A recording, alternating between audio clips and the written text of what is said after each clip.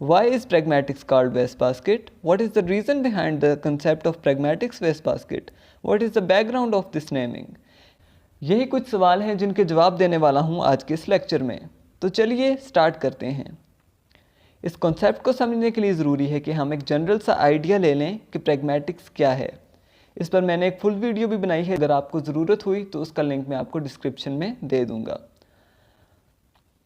What is pragmatics? The study of practical aspects of human action and thought, the study of use of linguistic science, words and sentences in actual situations. Pragmatics में क्या करते हैं हम लोग? Actual use देखते हैं, किसी भी लैंग्वेज का एक्चुअल यूज़, कि इंसान अपनी रोज़मर्रा की ज़िंदगी में लैंग्वेज को किस तरह से यूज़ कर रहा है, किस तरह से फ़ायदा उठाता है, कम्युनिकेशन में किस तरह से लैंग्वेज को यूज़ करता है। तो ये क्या होता है हमारे पास? प्रैग्मैटिक्स। जैसे आपको इसकी एग्जांपल दूं कि कोई भी सिंपल सेंटेंस है और हम उसका इंट्रोगेटिव बनाते हैं तो उसका हेल्पिंग वर्ब स्टार्ट में आ जाता है। For example, he is going to college, तो इसका इंट्रोगेटिव कैसे होगा? Is he going to college. लेकिन हम लोग क्वेश्चन किस तरह कर रहे होते हैं रोज़मर्रा की ज़िंदगी में? अमूमन ये होता है, हम ऐसे क्वेश्चन करते हैं, he is going to college. हम अपने एक्सेंट में अपनी स्ट्रेस से शो कर रहे होते हैं क्वेश्चन, तो हम वो प्रॉपर रूल फॉलो नहीं कर रहे होते।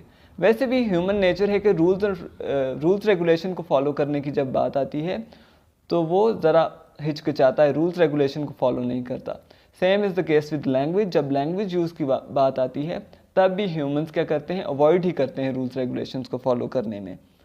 तो ये जो बग़ैर रूल्स और रेगुलेशन के, बग़ैर लॉजिक के जो लैंग्वेज यूज़ होती है डेली लाइफ के अंदर, उसको हम कहते हैं pragmatics. Linguistics as a scientific study.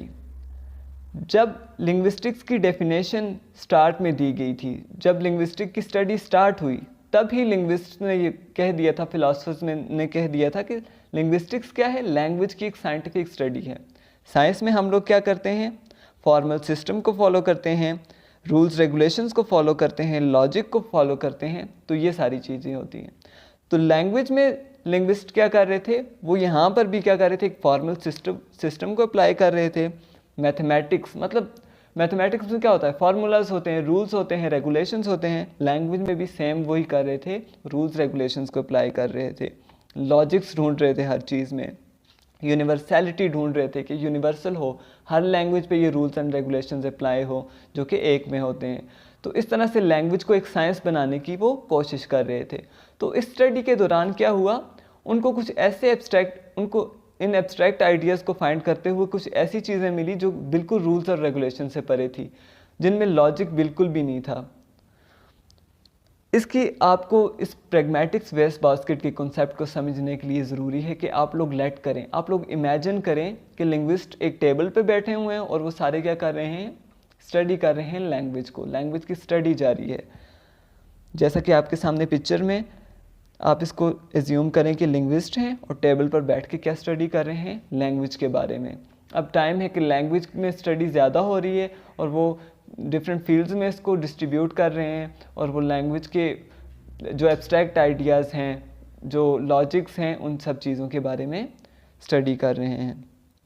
तो जो ही कोई एब्स्ट्रैक्ट फॉर्मल कोई चीज़ आती थी जो कि लॉजिक पे बेस्ड थी, रूल्स रेगुलेशन पे बेस्ड थी, उसको क्या करते थे? वो टेबल के बिल्कुल सेंटर में रख देते थे, at the core of the table. क्योंकि वो क्या सोचते थे कि ये सबसे ज़रूरी चीज़ यही है लैंग्वेज में जिसमें हमें अच्छे रूल्स और रेगुलेशंस मिल रहे हैं।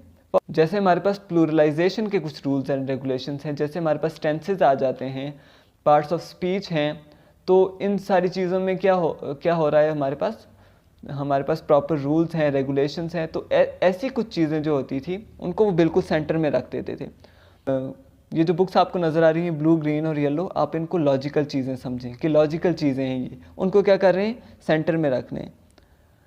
और जो ही कोई इलॉजिकल चीज़ उनके सामने आती थी उसको टेबल के साइड पे रख लेते थे, जो उनको समझ नहीं आती थी, जिसके बारे में उनकी कोई राय कायम नहीं हो सकती थी, उसको टेबल के साइड पे कर लेते थे कि ये हम इम्पॉर्टेंट नहीं है, इसको साइड पे करो। जैसे ये रेड बुक आपको नज़र आ रही है, ये इलॉजिकल चीज़ें हैं।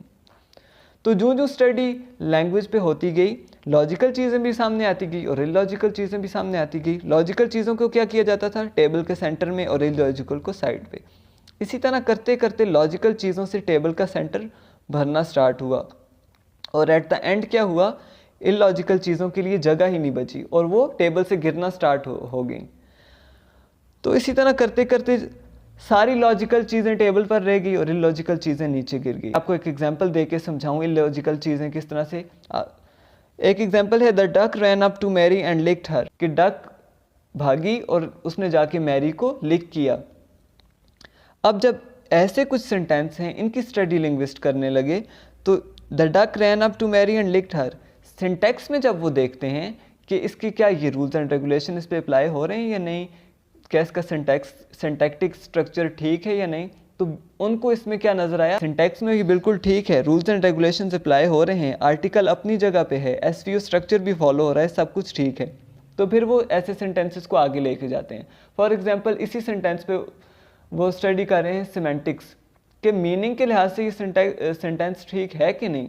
फिर वो देखते हैं the duck ran up to Mary, कि डक भागी मैरी तक।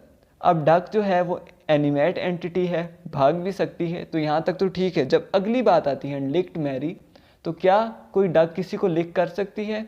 नहीं, ये डक की हुसूसियत नहीं कि वो किसी को लिक कर सके, उसकी ज़ुबान नहीं होती, ज़ाहिर है वो कैसे लिक करेगी। तो यहाँ पे आ जाती है प्रॉब्लम। तो ऐसे सेंटेंस जो कुछ फील्ड्स को मतलब अब मीनिंग के लिहाज से तो ये ठीक नहीं है, तो ऐसे सेंटेंसेस को क्या करेंगे, साइड पे कर देंगे। तो यही वो चीज़ें हैं जो एट द एंड टेबल से नीचे गिरी और जो ज़मीन पे चीज़ें होती हैं उनका मुकद्दर क्या बनता है, वेस्ट बास्केट। और यही इलॉजिकल जिनमें रीज़न नहीं है, जो एब्स्ट्रैक्ट नहीं है, जिनमें यूनिवर्सैलिटी नहीं है, जो कोई रूल्स रेगुलेशन फॉलो नहीं करते, ये सारी चीज़ें हमारे पास एट द एंड किसके रूप में आई, प्रैग्मेटिक्स के रूप में, जिसको हम आजकल स्टडी कर रहे हैं। अब ये प्रैग्मेटिक्स जो है यही है एक्चुअल यूज़ ऑफ लैंग्वेज, जो रियल लाइफ में हम लोग लैंग्वेज यूज़ करते हैं। जाहिर है ह्यूमंस जो हैं जिस तरह से लैंग्वेज को यूज़ करते हैं, एक्चुअल लैंग्वेज तो है ही वही ना। लैंग्वेज क्या होती है, ह्यूमंस की हुसूसियत है ना, ह्यूमंस लैंग्वेज को यूज़ करते हैं। अब अगर हम ये ही नहीं देखेंगे कि वो अपनी रोज़मर्रा की ज़िंदगी में लैंग्वेज को किस तरह से यूज़ कर रहे हैं, तो लैंग्वेज का तो कोई मीनिंग ही नहीं है। तो प्रैग्मेटिक्स लिंग्विस्टिक्स की मोस्ट बेसिक फील्ड है, क्योंकि ह्यूमंस यूज़ इसी में देखा जाता है। ह्यूमंस को सिर्फ और सिर्फ इस फील्ड में इंक्लूड किया गया है कि लैंग्वेज, कोई इंसान भी हैं जो लैंग्वेज को यूज़ करते हैं,